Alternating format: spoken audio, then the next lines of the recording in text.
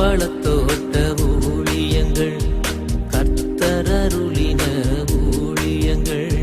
திராட்சை பழத்தோட்ட ஊழியங்கள், கர்த்தரருளின ஊழியங்கள். அவரில் நிலைத்திருந்து கனி கொடுப்போம், கர்த்தர் வாய்க்க செய்வார்.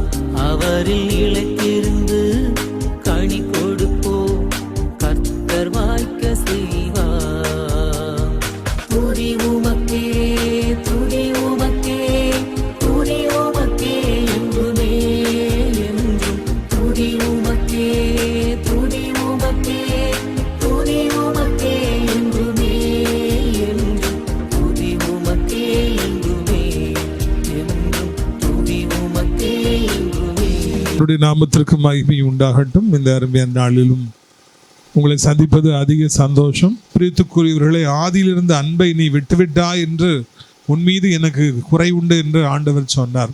நாம் விட்டுவிடாதபடி தொடர்ந்து நேசிக்கத்தக்கதாக எத்தனை வருடங்கள் ஆனாலும் ஆண்டவர் மீது அதே விதமான அன்பை நாம் செலுத்தத்தக்கதாக கர்த்தர் நமக்கு கிருபை பாராட்டுவாராக, இரக்கம் பாராட்டுவாராக. 4வது சனிக்கிழமை சென்னையில் வைத்து புத்தாண்டு வாக்குத்தத்த கூட்டங்கள் நடைபெறும். நம்முடைய ஊழியத்தின் சார்பாக ஆரம்பிக்கப்பட்டிருக்கிற அடைக்கலான் குருவி முதியோர் இல்லம் மிக சிறப்பாக ஆண்டுடைய கிருபையினாலே செயல்பட்டு வருகிறது. நான் சிசிடிவி கேமரா கனெக்ஷனை ஃபோனில் கொடுத்துருக்கிறேன். பார்த்தேன், 11 மணிக்கெல்லாம் பார்த்தேன். அப்பொழுது ஒரு குருவானவர் ஐயா வந்து அவர்களுக்கு கர்த்தருடைய வார்த்தையை போதித்து அவர்களை ஜெபத்தில் நடத்தி கொண்டிருந்தார்கள். தினந்தோறும் 10:30 மணிக்கு காலையில் ஜெபம் ஆரம்பித்து 12:30 மணிக்கு தான் முடியும். அதன் பிறகுதான் மதிய சாப்பாடு. அதே போல் காலையில் 1 மணி நேரம் ஜெபம், சாயந்தரம் 1 மணி நேரம் ஜெபம். அங்கே ஜெபிக்கிற தாய்மார்கள் நிறைய பேர் இருக்காங்க, ஐயாமார்களும் ஈக்குவலாக ஜெபிக்கிறாங்க. அதனால் 3 நேரம் அங்கே ஜெபம் நடைபெறுகிறது. பிரியத்துக்குரியவர்களே, அங்கே இருப்பவர்களுக்கு நாம் 3 நேரமும் விதவிதமான உணவுகளை நாம் கொடுத்து அவர்களை சந்தோஷப்படுத்துகிறோம். 19ஆம் தேதி நமது ஊழியத்தை சார்ந்த அன்பு சகோதரி சஜிதா அவருடைய மகனுக்கு பிறந்த நாள். அவன் அம்மா கிட்ட சொல்லிட்டான், 1 நேரம் சாப்பாடுலாம் காணாது, 3 நேரமும் சாப்பாடு போடணும்னு சொல்லிட்டு.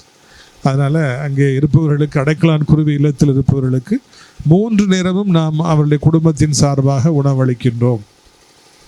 எப்படியாக அங்கே இருப்பவர்கள் ரொம்ப சந்தோஷமாக இருக்காங்க.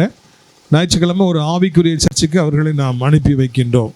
பேசாமல் நானே போய் முதியோர் இல்லத்தில் சேர்ந்துடலாமா அப்படிங்கிற மாதிரி எனக்கு அடிக்கடி என்ன வருது.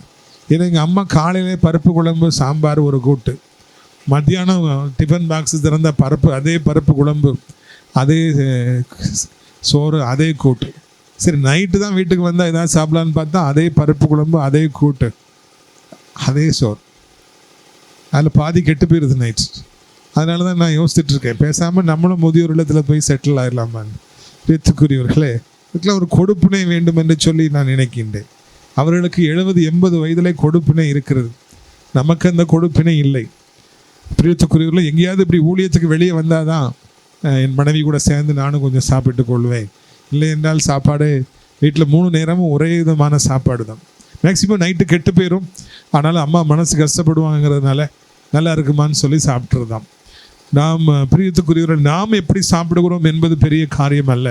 நம்மோடு இருப்பவர்கள் எப்படி சாப்பிடுகிறார்கள், சிறப்பாக சாப்பிடுகிறார்களா, அதைத்தான் நாம் கவனிக்க வேண்டும். அல்லேலூயா. நமக்கு எதுவும் கிடைக்கட்டாலும் பரவாயில்லை, சாப்பாடே இல்லட்டாலும் பரவாயில்லை.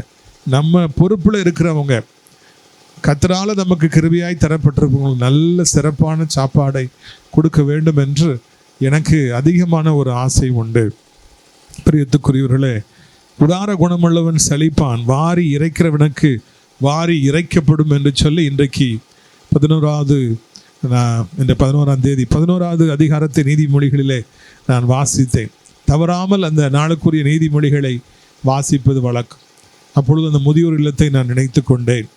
இது போதாது என்று சொல்லி எனக்கு ஒரு ஐடியா வந்திருக்கிறது. வருகிற ஜூன் மாதம் பக்கத்தில் 3 ஏக்கர் இருக்கிறபடினாலே அதில் தாய் தகப்பன் இல்லாத, தாய் தகப்பனால் தூக்கி வீசப்பட்ட, இல்லாவிட்டால் தாய் தகப்பன் மரித்து போன, இல்லாவிட்டால் தவறான முறையில் பிறந்த அந்த குழந்தைகளை எடுத்து அநாதை இல்லத்தை கட்டி அவர்களை படிக்க வைப்பதற்காக ஒரு ஸ்கூலையும் வர ஜூன் மாதம் ஸ்டார்ட் பண்ண வேண்டும் என்று எனக்கு மிகவும் ஆசை. எனது மனைவி அதை எப்படியாவது ஜூன் மாதமே முன்னாலே ஆரம்பித்தா கூட சரி சொல்லி என்னை உற்சாகப்படுத்தி கொண்டிருக்கின்றார்கள். நாம் 1000 காரியங்களை நினைக்கலாம், நம்முடைய நடைகளை உறுதிப்படுத்துவது நம்முடைய கர்த்தர். அல்லேலூயா. இந்த எண்ணம் கர்த்தரால் எனக்கு போடப்பட்டிருக்கும் என்றால் அந்த அனாதை இல்லமும் ஸ்கூலும் அது ஜூன் மாதம் ஆரம்பிக்கலாம், கர்த்தர் சித்தம்னு அது நடக்கும். இதுவரைக்கும் என் வாழ்க்கையில் எத்தனையோ காரியங்களை நான் செய்ய வேண்டும் என்று ஆசைப்பட்டேன். கர்த்தர் செய்ய பலன் கொடுத்திருக்கின்றார், இனியும் அவர் பலன் கொடுப்பார் என்று சொல்லி நான் நினைக்கின்றேன். லூக்கா 5வது அதிகாரம் 84ஆம் பக்கம் இருக்கிறது புதிய ஏற்பாட்டில். லூக்கா 5ஆம் அதிகாரம் 4ஆம் வசனத்திலிருந்து வாசிக்கும்படியாக தம்பியை கேட்டுக்கொள்கிறேன். அவர் போதகம் பண்ணி முடித்த பின்பு சீமோனை நோக்கி, ஆழத்திலே தள்ளி கொண்டு போய் மீன் பிடிக்கும்படி உங்கள் வலைகளை போடுங்கள் என்றார். வலைகளை போடுங்கள் என்றான். Put your nets. ஆண்டவர் தோல்வி மேல் தோல்வி அடைந்திருந்த, ஒன்றும் இல்லாமல் இருந்த சீமோன் பேதுருவை பார்த்து, பா நீ கடலுக்குள்ளே போ, ஆழமாக போய் இந்த வலைகளை போடு அப்படின்னு சொல்லி சொன்னாராம். கடல் திறந்தே கிடக்கின்றது, நீ வலையை போடு, முயற்சி எடு, நான் ஆசீர்வதிப்பேன் என்று சொல்லி ஆண்டவர் அங்கே சொல்லுகின்றார். நான் திடீர்னு உங்கள்கிட்ட ஐயா நீ ஒரு கடையை ஆரம்பி, பிஸ்னஸ் ஆரம்பி, மொரைசனே இந்த கடையை ஆரம்பிங்க, இந்த பிஸ்னஸ் ஆரம்பிங்க சொன்னால் எப்படி இருக்கும்? எனது மனைவி இடத்துல அடிக்கடி நான் சொல்லுவேன், வெறுமனே ஊழியம் என்று செய்யாதே, ஏதாவது ஒரு ப்ராஃபிட்டுக்காக ஏதாவது ஒரு பிஸ்னஸை நீ ஆரம்பி, ஏதாவது ஒன்றை செய்.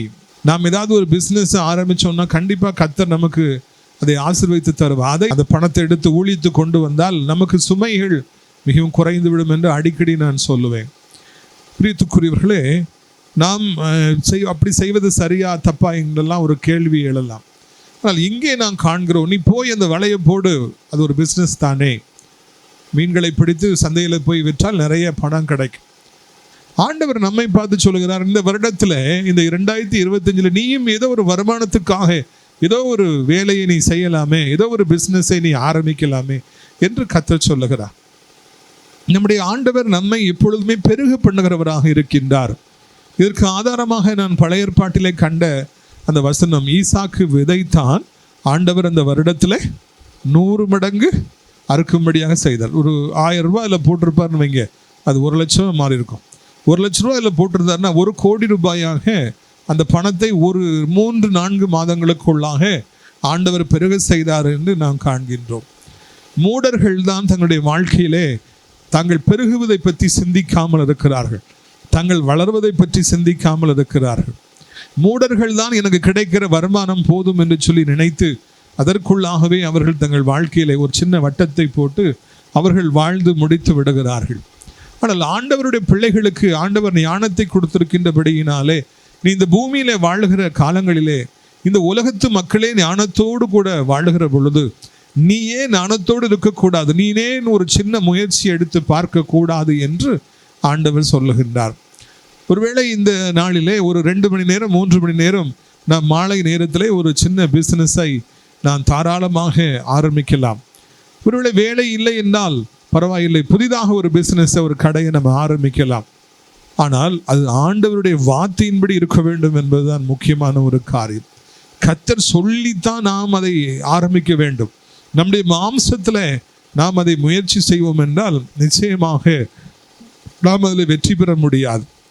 நான் கல்லூரியில் பல வருடங்களுக்கு முன்பு, இப்பொழுது வேலை பார்க்குற கல்லூரியிலே செல்ஃப் ஃபைனான்சிங் ஸ்டாஃபாக நான் வேலை பார்த்தேன். அப்பொழுது தான் ஒரு பைக்கு நான் வாங்கினேன். ஏன்னா என் கூட வேலை பார்த்த டீச்சர்ஸ்லாம் பைக் வாங்கினாங்க. ஹீரோ ஹோண்டா பைக் ஒன்று வாங்கினேன். அது வரைக்கும் யாரிடமாவது பைக்கில் லிஃப்ட் கேட்டு போவேன், இல்லைன்னா பஸ்ஸில் போய் ரொம்ப கஷ்டப்பட்டேன். நான் ஜாக்சி இன்ஜினியரிங் காலேஜ் நேசரத்தில் அதுக்கு பிறகு அங்கே 4.5 வருஷம் வேலை பார்த்தேன். நான் போன முதல் நாளே எனக்கு அங்கே ஒரு காட்சி காத்திருந்தது. அங்கிருந்த எல்லாரும் காரில் வேலைக்கு வந்தாங்க. அதுக்கு முக்கிய காரணம் என்னவென்று சொல்லி பார்க்கிற பொழுது, அங்கே ஹஸ்பண்ட் அண்ட் ஒய்ஃப் தான் வேலை பார்த்தாங்க. அதனால் அவங்கெல்லாம் போய் கப்புலாக இருக்கிறதுனால 2 பேர் சம்பளத்தை வச்சு லோன் போட்டு காரை வாங்கினாங்க. அதை பார்த்த பிறகு எனக்கும் ஒரு கார் வாங்க வேண்டும் என்கிற ஒரு ஆசை வந்தது. அதனால தான் நான் அங்கே இருக்கிற பொழுது நான் முதலாக வாழ்க்கையில் காரை வாங்கி அங்கே அதில் நான் போய் வேலைக்கு நான் போக ஆரம்பித்தேன்.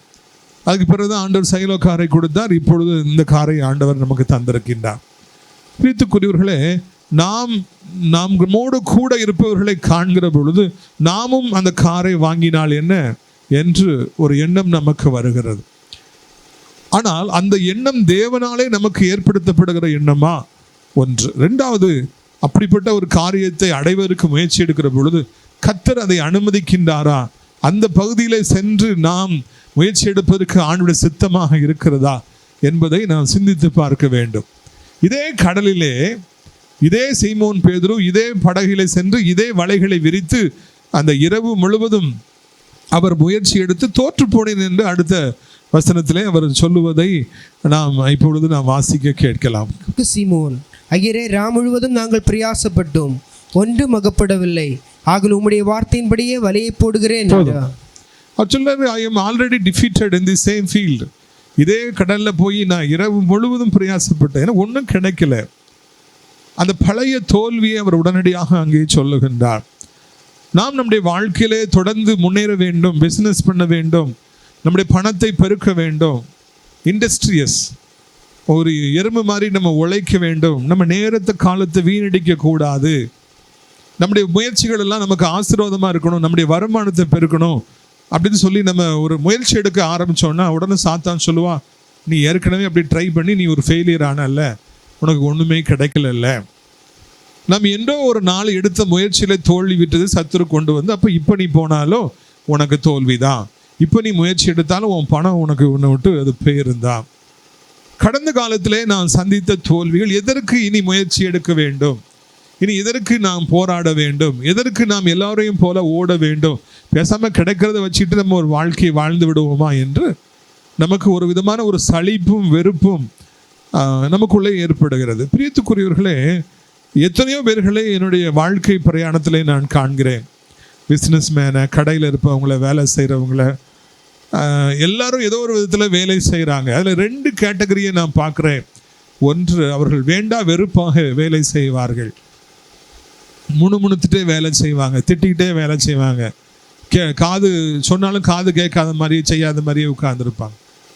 புரியுதா உங்களுக்கு? இன்னைக்கு நிறைய பேருக்கு அவங்களுக்கு சம்பளம் கொடுத்தா கூட வேலை செய்ய விருப்பம் இல்லை. ஏன்னா அவங்களுக்கு இப்போ இந்த வேலையை பிடிக்கல, இல்லை யாருக்காக வேலை செய்கிறாங்களோ அவங்களுக்கு பிடிக்கல, இல்லை சம்பளம் போதுமானதாக இல்லை, எரிச்சலே இருப்பாங்க. ஆனால் ஒரு சிலரை என்னுடைய வாழ்க்கையில் சந்தித்திருக்கிறேன். அவர்கள் ஓடி ஓடி உழைக்கணும்னு சொல்லி ஓடிக்கிட்டே இருப்பாங்க, விருப்பத்தோடு வேலையை செய்வாங்க, ஆசையோடு வேலை செய்வாங்க. சம்பளம் கிடைக்கல, அந்த வேலை பிடிச்சிருக்கு பிடிக்கல, இது நான் ஆசைப்பட்ட வேலை, ஆசை இல்லாத வேலை அப்படிலாம் அவங்க நினைக்கிறதில்ல, ஓடி ஓடி வேலை செய்வாங்க. சமீபத்தில் ஒரு ஹாஸ்பிட்டலுக்கு ஒருத்தருக்கு ஜோப்னு போயிருந்தோம். நிறைய நர்சஸ் அங்கே வேலை செஞ்சாங்க. ஒரு சிஸ்டர் மாத்திரம், ஒரு நர்ஸ் சிஸ்டர் மாத்திரம் ஓடி ஓடி அந்த டாக்டர் அம்மா சொன்ன வேலையை செஞ்சாங்க. அதுக்கு பிறகு அவங்க பேஷண்ட்ஸ்ட்டு வந்து என்னெல்லாமோ சொன்னாங்க. ஒரு 3 hours நாங்கள் இருந்திருப்பேன். 3 hours ஓடி ஓடி வேலை செஞ்சாங்க. கடைசியில் நான் போகும்போது அவங்களை கூப்பிட்டேன். என்ன பிரதர்னாங்க, உங்களுடைய அப்ரோச் எனக்கு பிடித்திருக்கிறது, நீங்கள் ஓடி ஓடி உழைக்கின்றீர்கள், நீங்கள் இங்கே வேலை பார்க்கணும், இங்கே கொடுத்து வச்சுருக்கணும் அப்படின்னு சொல்லி நான் சொன்னேன். நம்முடைய வாழ்க்கையில் கடந்த காலத்தில் தோல்வி வந்து விட்டதே என்று நாம் பிஸ்னஸ் பண்ணாமல் தடுப்பதற்கு, சந்தோஷமாக இல்லாதபடி இருப்பதற்கு முயற்சி எடுக்க விடாதபடி சாத்தான் தடுப்பான். ஆனால் உண்மை என்னவென்றால், நம்முடைய வாழ்க்கையில் எதை நான் செய்தாலும் உற்சாகத்தோடு செய்ய வேண்டும். பைபிளில் வாசிக்கிறோம், நீ எதை செய்தாலும் உன் முழு பலத்தோடு நீ செய், சந்தோஷமாக செய்ய வேண்டும், நாம் முழு பலத்தோடு செய்ய வேண்டும், ஓடி ஓடி நாம் உழைக்க வேண்டும். நாம் மீன்களை பிடிக்க வேண்டும் என்றால் ஆண்டவர் சொல்ல, நீ உள்ள போ, ஆழமா போ. இவ்வளோ தூரம் போனாலே கஷ்டம். பக்கத்தில் ஒரு கடை இருக்குன்னா நம்ம போய் உடனே வாங்கிடுவோம். இன்னும் 2-3 தெரு தள்ளி இருக்கு, ஒரு கிலோமீட்டர் நடந்தால் கடை இருக்குன்னா நமக்கு கஷ்டமாக இருக்கும் இல்லையா? ஏன் போகணும், பேசாமல் பட்னியாவே படுத்துக்குவோம். ஆனால் பேதுரு சொல்றார், உள்ள போ, ஆழமா போ, அங்கே போய் மீன் பிடிச்சிட்டு வா. அப்படின்னாலும் அவர் சந்தோஷமாக அங்கே அவர் வேலை செய்வதை நாம் காண்கிறோம். பிரியத்துக்குரியவர்களை, நீங்கள் புரிந்து கொள்ள வேண்டும், நம்முடைய வாழ்விலே நாம் நம்முடைய வேலையை செய்ய போது நம்ம கடந்த காலத்தில் தோல்வியை சந்தித்தோம். இத்தனை லட்சம் போயிடுச்சு, இத்தனை பேர் ஏமாத்திட்டாங்க, இவ்வளவு எனக்கு தெரியாமல் போயிடுச்சு, அதனால இப்பவும் எனக்கு தோல்விதான் வரும்னு நம்ம நினைக்கவே கூடாது. இரண்டாவதாக, என்ன வேலை செய்தாலும் அதை உற்சாகமாக நாம் செய்ய வேண்டும். எரிச்சலோடு நாம் செய்யக்கூடாது, முறுமுறுத்து கொண்டே செய்யக்கூடாது. நமக்கு யார் சுப்பீரியராக மாஸ்டராக இருக்காங்களோ, பாஸாக இருக்காங்களோ, அவங்க சொல்லும்போது காது கேட்டும் என்ன கேட்காத மாதிரி திரும்பக்கூடாது, எதிர்த்து பேசக்கூடாது. விருப்பத்தோடு நம்முடைய வேலைகளை செய்ய வேண்டும். அப்பொழுதுதான் ஆண்டவர் நம்மை பார்த்து சொல்வார், நீ கொஞ்சத்திலே உண்மை உடையவனாய் இருக்கிறாய், உன்னை நான் அநேகத்திலே அதிகாரியாய் வைப்பேன். அல்லேலூயா. சின்ன சின்ன வேலையை தருகிற பொழுது கூட நாம் சந்தோஷமாக செய்வோம் என்றால், சின்ன சின்ன ஊழியத்தை தருகின்ற பொழுது கூட சந்தோஷமா இந்த ஊழியத்தை செய்வோம் என்றால், ஆண்டவர் பெரிய ஊழியத்தை தருவார், பெரிய பிஸ்னஸை தருவார். அவருக்கு அப்படி செய்வது என்பது எவ்வளவு நேரமாகும், ஒரு அற்பமான காரியம் என்பதை நாம் மறக்கக்கூடாது. பிரியத்துக்குரியவர்களே, சீமன் பேரு சொல்றாரு, I tried all through the night but I got nothing. அந்த தாழ்வு மனப்பான்மை, அந்த தோல்வி மனப்பான்மை, நான் என்ன செஞ்சாலும் தோல்விதான், நான் என்ன பிஸ்னஸ் பண்ணாலும் தோல்விதான், நான் எவ்வளோ ஆசைப்பட்டாலும் தோல்விதாங்கிறது சாத்தானாலே நமக்கு தரப்படுகிற ஒரு எண்ணம். அதை எப்படியாவது நாம் நிச்சயமாக மேற்கொள்ள வேண்டும் என்பதுதான் இந்த நாளிலே கர்த்தர் நமக்கு கற்றுக் கொடுக்கிற காரியம். இந்த வருஷத்தில் கடந்த காலத்தில் உங்களுக்கு வந்த தோல்விகளை தயவு செய்து நினைக்காதீங்க, அதை பற்றியே பேசாதீங்க. 2 முறை ட்ரை பண்ணோம், இத்தனை லட்சம் போச்சு, 10 லட்சம் போச்சு, 2 பிஸ்னஸ் பார்த்தோம், அங்கே அந்த வீடு போய் பார்த்தோம், அங்கே இடம் போய் பார்த்தோம், எல்லாம் நடக்கலை, இப்போ மட்டும் நடக்கவா போகுது அப்படின்னு ஒரு காலம் நீங்கள் பேசாதீங்க. அதை கர்த்தர் கேட்பார். அவருக்கு அது கோபத்தையும் எரிச்சலையும் வருத்தத்தையும் ஏற்படுத்தும். எதை செய்தாலும் ஆண்டவருக்குன்னு செய்யணும், வெற்றி தருவாருங்கிற பாசிட்டிவ் மைண்ட் செட்டில் நம்ம செய்யணும். வாயின் வார்த்தைகள் எல்லாம் நடக்கும் நடக்கும் அப்படின்னு சொல்லி தான் பேசணும். அல்லேலூயா. வெற்றி உங்களுக்கு காத்திருக்குது. அவர் சொல்றாரு, இரவு முழுவதும் நாங்கள் ட்ரை பண்ண, ஒன்றும் கிடைக்கல, ஆனால் நீர் சொன்னதுனால நாம் அதை செய்கிறோம் என்று சொல்லி அவர் சொன்னார். இதில் வருஷத்தில் நீங்கள் என்ன பிஸ்னஸ் புதுசாக ஆரம்பித்தாலும், எதில் பணத்தை போட்டாலும், இல்லை என்ன வேலைக்கு நீங்கள் போனாலும், அது கர்த்தருடைய பெர்மிஷன் கிடைச்சி, அப்ரூவல் கிடைச்சி நீங்கள் போகிறீங்களா, அதுதான் ஒன்றே ஒன்று. எதுவும் நமக்கு தேவையில்லைங்க. ஒரு வீடு கட்ட போகிறீங்கன்னா நான் உங்களுக்கு ஒரு ஐடியா சொல்கிறேன். இந்த இடத்துல வீடு கட்டணும்னு ஆண்டவர் சொன்னாரா? இந்த இடத்துல இடத்த நீ வாங்குன்னு சொல்லி ஆண்டவர் சொன்னாரா? இது ஊருக்கு வெளியே இருக்குது, இது உள்ளே இருக்குது, இது காஸ்ட்லியாக இருக்குது, குறைஞ்சிருக்கு, இது அவர் சொன்னார், இந்த புரோக்கர் இப்படி அப்படிலாம் நீங்கள் நினைக்கக்கூடாது. இந்த இடத்துல நீ இடம் வாங்கு என்று சொல்லி ஆண்டவர் சொன்னாரா? அந்த அடிப்படையில் நீங்கள் இடத்தை வாங்குகிறீர்களா? நீங்கள் என்றைக்கும் தங்குற இடம் தான் வீடு. 30 வருஷம் 50 வருஷம் அப்புறம் உங்கள் பிள்ளைகள் எல்லாம் அங்கே தான் இருக்க போகிறாங்க. அப்படிப்பட்ட ஒரு பெரிய ஒரு முடிவை நீங்கள் எடுக்கும் பொழுது கர்த்தர் உங்களுக்கு சொன்னாரா என்பது தான் கேள்வி. இந்த புரோக்கர் நல்லா காமிப்பார், அதனால் இவர் சொல்கிற இடத்த வாங்க, அப்படி அல்லவே அல்ல. கர்த்தர் உங்களுக்கு சொன்னாரா, இதான் உன் இடம், இதான் உன் வீடு சொன்னார், அது மட்டும் நீங்கள் கன்ஃபார்ம் பண்ணுங்க. கர்த்தருக்கு சோதரம். தேவனுடைய மாளிகையில் போர் போடணும்னு சொல்லி ஒரு நேரம் வந்துச்சு. அப்போ முதல் தடவை நான் தான் நின்னேன், ஜோம் பண்ணி இந்த இடத்துல போடுங்கன்னு சொல்லி சொன்னேன். அந்த இடம் நல்ல இடமா கெட்ட இடமான்னு சொல்லி தெரியாது, தண்ணி நிறையா வந்துருச்சு. அதுக்கு பிறகு நான் போய் இன்னொரு ஊழியக்கார்ட்ட சொன்னேன். இன்னொரு பாஸ்டர் இருக்கார், அவர் கரெக்டாக ஜோம் பண்ணி சொல்லார், எனக்கு இடத்துக்கு வந்து சொன்னார், தண்ணியாக கொப்பளிச்சிட்டு உங்களுக்கு அனுப்பி விட்றேன் என்ன அப்படி. அதெல்லாம் எதுக்கு அப்படின்னு சொன்னேன். இல்லை அவர் கரெக்டாக சொல்லுவார். ஒன்று அவருக்கு காரை வச்சு கூப்பிட்டு வந்து ஒவ்வொரு இடமா நான் கொண்டு போய் விட்டேன். இந்த இடத்துல தண்ணி பொக்குது, சிச்சு இதில் தண்ணி குறையா இருக்குது அப்படின்னு சொல்லி 5 இடத்த பார்த்து அவர் இங்கெல்லாம் போரை போடுங்க, தண்ணி பிச்சுக்கிட்டு வருது, எனக்கு நிற்க முடியலன்னு சொல்லிட்டு போயிட்டார். உடனே 5 இடத்துலையும் போரை போடுங்கன்னு சொல்லி 5 இடத்துலையும் போட்டால் 600 அடி ஆயும் தண்ணியே வர மாட்டேங்கி. குச்சிச்சு எனக்கு அது நிற்க முடியல என்ன, இந்த இடத்துல தண்ணி பிச்சுக்கிட்டு வருது.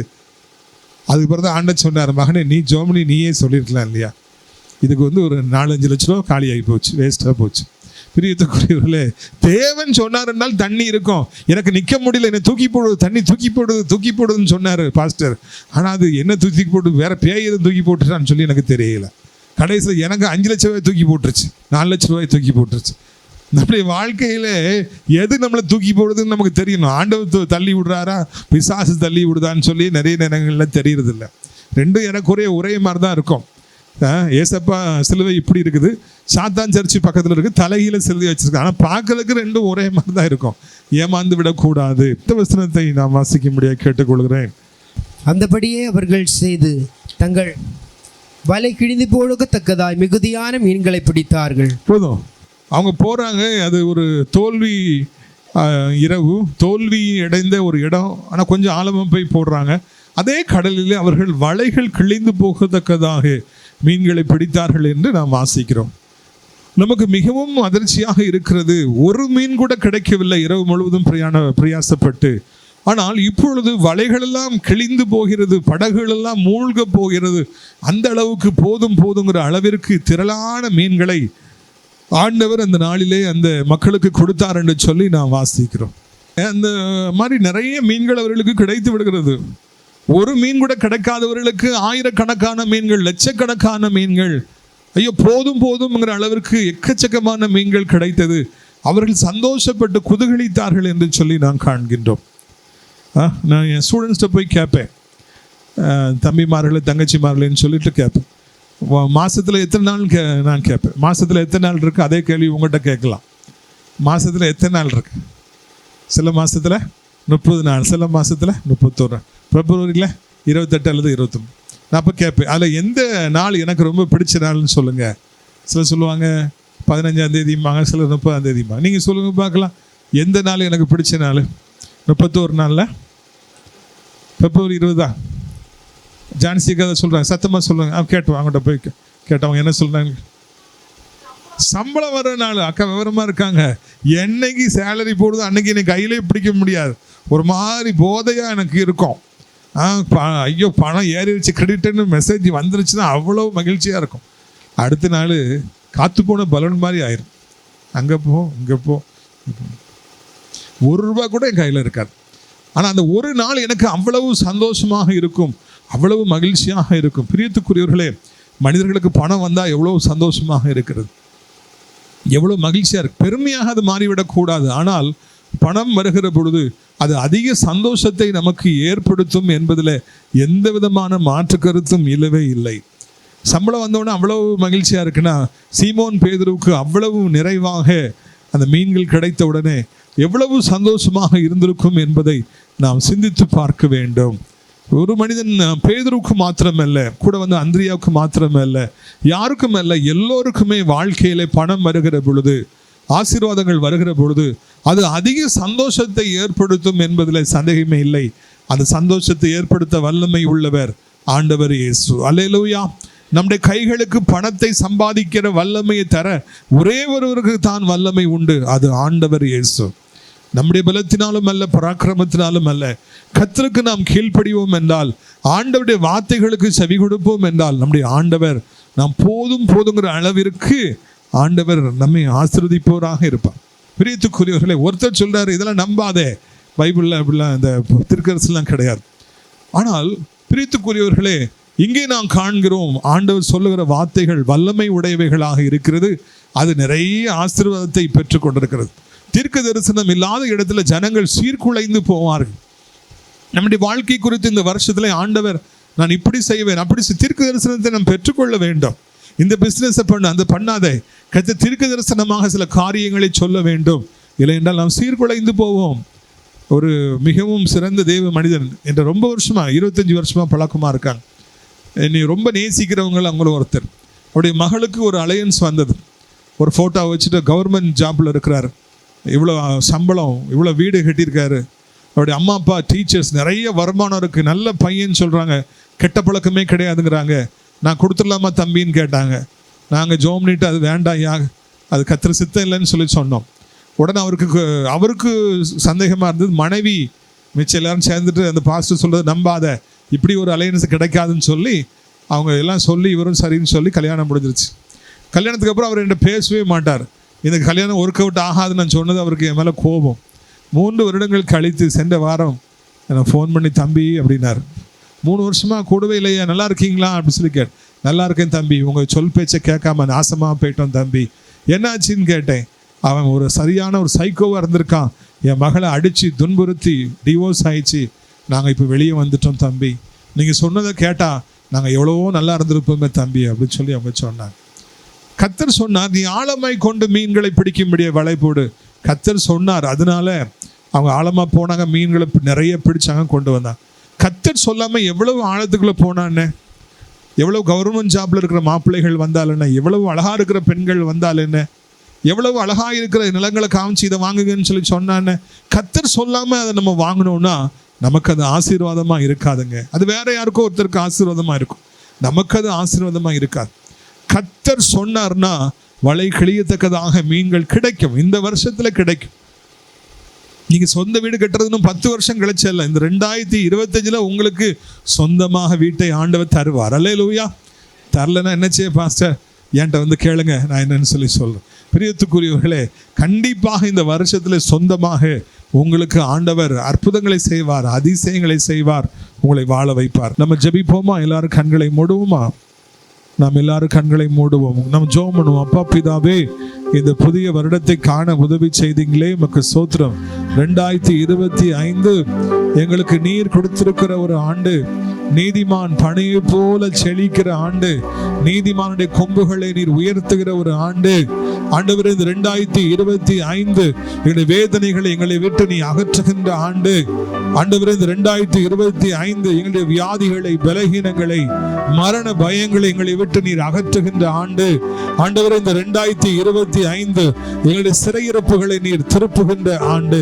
ஆண்டவரே, இந்த 2025 இன்ப கானானை, பாலும் தேனும் மிகுதியாய் ஓடுகிற நாட்டை, தேசத்தை எங்களுக்கு நீ தருகிற ஆண்டு. 2025 எங்களை நீர் வாளாக்காமல் தலையாக்குகின்ற, கீழாக்காமல் மேலாக்குகிற ஆண்டு. ஆண்டவரே, இந்த 2025 எங்களுடைய மன விருப்பங்களை நீ நிறைவேற்றுகின்ற ஆண்டு. ஆண்டவரே, இந்த 2025 நீர் எங்களை வாளாக்காமல் தலையாக்கி கீழாக்காமல் மேலாக்குகின்ற ஆண்டு. ஆண்டவரே, இந்த 2025 நாங்கள் வலதும் இடதும் பெருகும்படியாய் நீ செய்கின்ற ஆண்டு. ஆண்டவரே, இந்த 2025 தகப்பனே, எங்களுக்கு அறியாததும் எட்டாததுமான பெரிய காரியங்களை நீர் அறிவிக்கின்ற ஆண்டு. இந்த 2025 சத்துருக்களை கண்டு பயப்படுகிற ஒரு ஆண்டு. 2025 எங்கள் துக்கம் சந்தோஷமாக மாறுகின்ற ஆண்டு. இந்த 2025 தாவீதுக்கு அருளின எல்லா வார்த்தைகளையும் நிறைவேற்றுகின்ற, எங்களுக்கு கொடுத்த வார்த்தைகளை நிறைவேற்றுகின்ற ஆண்டு. 2025 நாங்கள் வெட்கப்பட்ட இடத்துல தலை நிமிர்ந்து நிற்கின்ற ஆண்டு. ரிகாலா பரண சந்தர துபாலா, அவிசுவாச எண்ணங்களை தூக்கி எறியுங்கள், தாழ்வு மனப்பான்மைகளை தூக்கி எறியுங்கள். கடந்த காலத்துல இப்படி ஆகிவிட்டது, இப்படி நடந்து விட்டது, என்னை ஏமாற்றி விட்டார்களே, ஐயோ எனக்கு இந்த வியாதி வந்து விட்டது, ஐயோ எனக்கு இத்தனை லட்சம் போயிடுச்சு, அப்படின்னா இந்த வருஷமும் இப்படித்தான் இருக்குமோ என்று தயவு செய்து எண்ணாதிருங்கள். தயவு செய்து அப்படி நினைக்காதிருங்கள். அது கர்த்தருக்கு சித்தம் அல்ல. பழையவைகள் எல்லாம் 2024 ஒழிந்து போயிற்று. அல்லேலூயா. செய்வனைகள் அழிந்து போயிற்று. அல்லேலூயா. பரிசுத்த ஆவியானவர் பொறுப்பெடுத்திருக்கிற ஆண்டு 2025. பிசாசு உங்களை தொட முடியாது. வியாதிகள் உங்களை தொட முடியாது. தோல்வி உங்களை தொட முடியாது. சென்ற வருஷம் தோல்வி, அதுக்கு முந்தின வருஷம் தோல்வி, 10 வருஷமா தோல்வி, அதனால இந்த வருஷமும் தோல்விதான் என்று தயவு செய்து நினைக்காதிருங்கள். இந்த வருஷம் வெற்றியை தர போகிறார். ஆழமாக சென்று மீன்களை பிடிங்க, வலைய போடுங்க, ஏதாவது ஒரு விதத்துல பணத்தை இன்வெஸ்ட் பண்ணுங்க, ஏதோ ஒரு விதத்துல உழைக்க ஆரம்பிங்க, சந்தோஷமாய் உழைக்க ஆரம்பிங்க, சந்தோஷமாய் நம்முடைய ஊழியத்துக்கு வாங்க, சந்தோஷமாய் ஜெபியுங்கள், சந்தோஷமாய் பைபிளை வாசிங்க. இரண்டால் மணவாளன் வாசல்ல வந்து விட்டார். அல்லேலூயா. இந்த வருஷத்துல கர்த்தர் உங்களை அளவில்லாமல் ஆசீர்வதிக்க போகிறார். வந்திருக்கிற ஒவ்வொருடைய பாத்திரங்களை நிரப்புவீராக, ஒவ்வொருவரையும் அளவில்லாமல் ஆசீர்வதிப்பீராக. என்ன பலகீனம் இருந்தாலும் அது இப்பொழுது நீங்கட்டும் ஐயா. அந்த பலகீனத்தை சிலுவையில சுமந்து விட்டீங்க, நாங்க சுமக்கணுங்கிற அவசியம் இல்லை. பலகீனமான கால்கள் பலமுள்ள கால்களை மாறட்டும். ஆண்டவரே, இந்த நாளிலும் கூட வேலை இல்லையே, வருமானம் இல்லையே, நான் என்ன செய்வேன் என்று தவிக்கிற பிள்ளைகளுக்கு நீர் வருமானத்தை ஏற்படுத்தி கொடுப்பீராக, நீர் வாசல்களை திறந்து கொடுப்பீராக, அளவில்லாமல் ஆசீர்வதிப்பீராக என்று சொல்லி ஆண்டவரே உம்மை கெஞ்சுகிறோம், உம்மை மன்றாடுகிறோம், உமக்கு நாங்கள் நன்றி செலுத்துகிறோம், ஸ்தோத்திரம் செலுத்துகிறோம் ஐயா. இயேசுவின் நாமத்தினாலே கர்த்தாவே, வேலை இல்லாமல் இருக்கிற வாலிபர்களுக்காக, வேலை இழந்து போனவர்களுக்காக, கடன் பாரங்கள்ல சிக்கி தவிப்பவர்களுக்காக, வட்டி கடன்ல சிக்கி தவிப்பவர்களுக்காக ஜெபிக்கிறோம். ஏதோ ஒன்றை செய்து கொடுத்து ஆண்டவரே, நீர் அவர்களை இந்த வருஷத்துல ஆண்டவரே நிரம்பி வழிகிற பாத்திரங்களாக மாற்றுவீராக. என் மனைவி முன்பு நான் தாழ்த்தப்பட்டிருக்கிறேன், சொந்த பிள்ளைகள் முன்பு தாழ்த்தப்பட்டிருக்கிறேன் சொல்ற பிள்ளைகளை அவங்க கண்ணு முன்னால் இந்த வருஷத்துல உயர்த்துங்க. உன் கூட கர்த்தர் இருக்காரு, உங்க கூட கர்த்தர் இருக்காருன்னு சொல்லி அவங்க ஆண்டவரை பயப்படுத்தக்கதாக ஆண்டவர் கிருபைகளை பாராட்டுங்க. நீண்ட காலமாய் காத்திருக்கிற பிள்ளைகள், வீடு கட்ட முடியவில்லையே, இடம் வாங்க முடியவில்லையே, ஐயோ திருமணம் ஆகலையே, குழந்தை இல்லையே என்று நீண்ட காலமாய் காத்திருக்கிற பிள்ளைகளுக்கு எப்படியாவது இந்த வருஷத்துல ஒரு நன்மையை செய்யும் ஆண்டவரே. உமக்கு பயந்து வாழுகிற பிள்ளைகள், ஊழியம் செய்கிற பிள்ளைகள், ஊழியத்துக்கு வர்ற பிள்ளைங்க, அவர்களுக்கும் ஏனையவர்களுக்கும் வித்தியாசத்தை காண்பீங்க. எகிப்தியர்களுக்கும் ஆண்டவரே அப்பா சோதர இஸ்ரவேலர்களுக்கும் வித்தியாசத்தை காண்பித்தவரே, உம்முடைய பிள்ளைகளை நீ உயர்த்துங்க. இந்த உலகத்து மக்களுக்கு ஒரு செய்தியை கொடுங்க. வந்திருக்கிற பிள்ளைகள், காணிக்கை கொடுக்கிற பிள்ளைகள், ஜெபிக்கிற பிள்ளைகள், நேசிக்கிற பிள்ளைகள், தாங்குற பிள்ளைகள் ஒவ்வொரு ஆசீர்வதிங்க. பெரிய காரியங்களை செய்யும், மகிமைப்படும், குற்றங்களை மன்னி இயேசுவின் மூலம் ஜெபிக்கிறோம் நல்ல பிதாவே, ஆமென். என் ஆத்துமாவே கர்த்தரை ஸ்தோத்திரி, என் முழு உள்ளமையுடைய பரிசுத்த நாமத்தை ஸ்தோத்திரி. என் ஆத்துமாவே கர்த்தரை ஸ்தோத்திரி. அவர் செய்த சகல உபகாரங்களை ஒருபொழுதும் மறவாதே. கர்த்தராகிய இயேசு கிறிஸ்துவின் கிருபையும் பிதாவாகிய தேவனுடைய அன்பும் பரிசுத்த ஆவியானவருடைய அந்யோன்ய ஐக்கியமான பிரசன்னம் இந்த வருடம் முழுவதும் உங்களோடு இருப்பதாக. அல்லேலூயா, அல்லேலூயா.